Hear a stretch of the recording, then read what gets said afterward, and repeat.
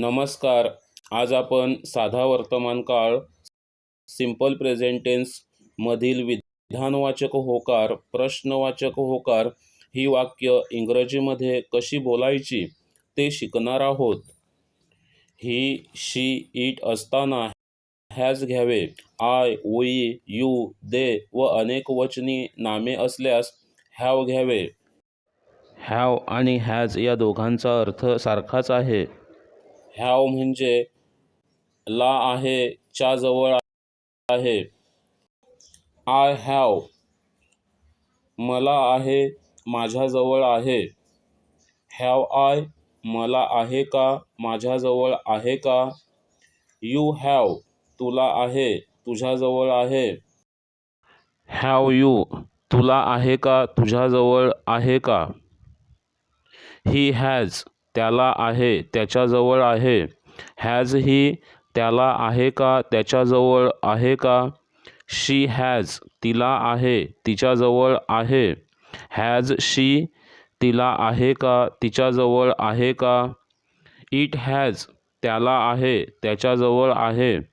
Has it त्याला आहे का, त्याच्याजवळ आहे का. वी हॅव आम्हाला आहे, आमच्याजवळ आहे. हॅव वी आम्हाला आहे का, आमच्याजवळ आहे का. यू हॅव तुम्हाला आहे, तुमच्याजवळ आहे. हॅव यू तुम्हाला आहे का, तुमच्याजवळ आहे का. दे हॅव त्यांना त्यांच्याजवळ आहे.